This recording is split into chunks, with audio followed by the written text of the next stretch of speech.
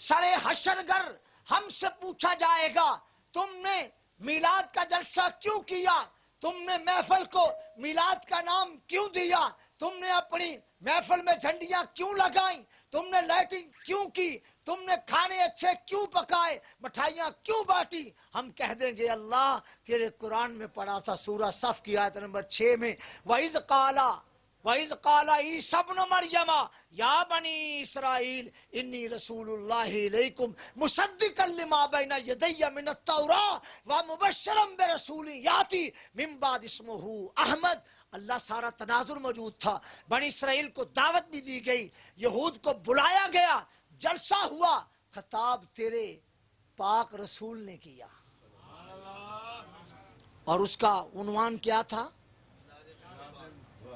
کیا پڑھ رہا ہوں؟ اگر کوئی یہ کہتا ہے کہ جی اگر قیامت میں پوچھا گیا کہ سارے حشر اللہ نے پوچھا کون کون میرے نبی کا میلاد مناتا تھا، ہاتھ کھڑے کرو، تو اس میں حضرت ابو بکر تو ہاتھ کھڑے نہیں کریں گے، حضرت عمر تو ہاتھ کھڑا نہیں کریں گے، حضرت عثمان تو ہاتھ کھڑا نہیں کریں گے، حضرت علی کو ہاتھ کھڑا نہیں کریں گے۔ وہ خدا کے بندو کیوں ستم؟ جو چاہو ستم کر لو، تم اور بھی کھل کھیلو، پر ہم سے قسم لے لو جو کی ہو شکایت بھی، ہم تمہیں کچھ نہیں کہتے۔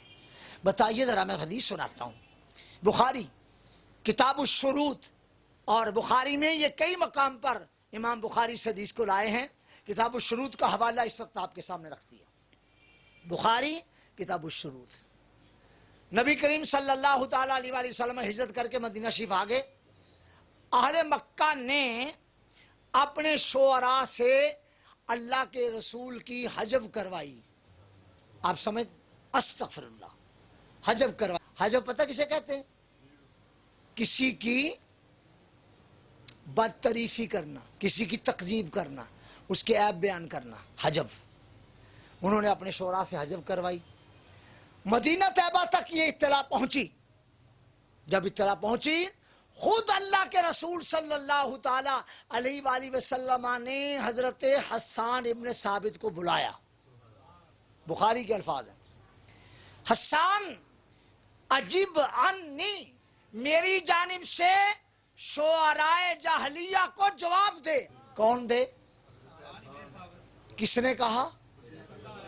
پتہ چلا کہ مخالفین مصطفیٰ کی مذمت کرنا، ان کی تردید کرنا اور ان کا رد کرنا یہ سنت مصطفیٰ ہے۔ یہ کہہ کے پھر آسمان کی جانب اپنا چہرہ اٹھایا، اللہم ایدہ بروح القدس، یا اللہ حسان کی روح قدس کو بھیج کے مدد فرما تاکہ ٹکا کے رد کرے۔ حضرت حسان حاضر ہوئے، سرکار نے فرمایا آگے؟ حسان عرض کیا آقا میں نے جواب لکھ دیا۔ حضور علیہ السلام اتنا خوش ہوئے، ممبر بچھوائی، مسجد نبوی شریف میں کیا بچھوائی؟ ممبر۔ اس پر حضرت حسان کو کہا حسان میری ممبر پر بیٹھ جا۔ یا حبیب اللہ، میں امام الانبیاء کی ممبر پر؟ محبوب کے صدقے جاؤں، کسی اور کے لیے تو مجھے بہت کم ملا ممبر بچھوائی ہوں، مگر حسان کے لیے بچھوائی۔ یا حبیب اللہ آپ؟ فرمایا میں یہاں بیٹھتا ہوں، میں سامنے بیٹھتا ہوں، تو میری ممبر پہ چڑھ جا۔ اور فرمایا حسان میری ممبر مسجد نبوی، ابو بکر حاضر، عمر حاضر، عثمان حاضر، علی حاضر، طلحہ موجود، زبیر موجود، سعد و سعید موجود، عبد الرحمن ابن عوف موجود، تمام صحابہ کرام موجود، کوئی کیسے کہہ سکتا ہے وہ ہاتھ نہیں اٹھائیں گے؟ حضرت حسان ممبر پر آ گئے، شروع کیا، کہتے ہیں وَأَحْسَنُ مِنْكَ لَمْ تَرَ قَطُّ عَيْنِي وَأَجْمَلُ مِنْكَ لَمْ تَلِدِ النِّسَاءُ، محبوب آپ سے زیادہ حسین میری آنکھ نے دیکھا ہی نہیں۔ وَأَحْسَنُ مِنْكَ لَمْ تَرَ قَطُّ عَيْنٌ، ایک ہے نا میری آنکھ نے دیکھا، علامہ ابن خلقان کہتے ہیں عینٌ، کسی آنکھ نے بھی نہیں دیکھا، کبھی کسی آنکھ نے نہیں دیکھا، نہ دیکھے گی۔ وَأَجْمَلُ مِنْكَ لَمْ تَلِدِ النِّسَاءُ، یا رسول اللہ آپ جیسا خوبصورت بچہ کسی ماں نے جنا ہی نہیں۔ کیوں جی؟ رسول پاک نے خود محفل میلاد کا اہتمام کیا کہ نہیں؟ اور صحابہ نے محفل میلاد بیان کی کہ نہیں؟ اور محفل میلاد میں صحابہ آئے کہ نہیں؟ خدا کا خوف کیجئے یار کیوں؟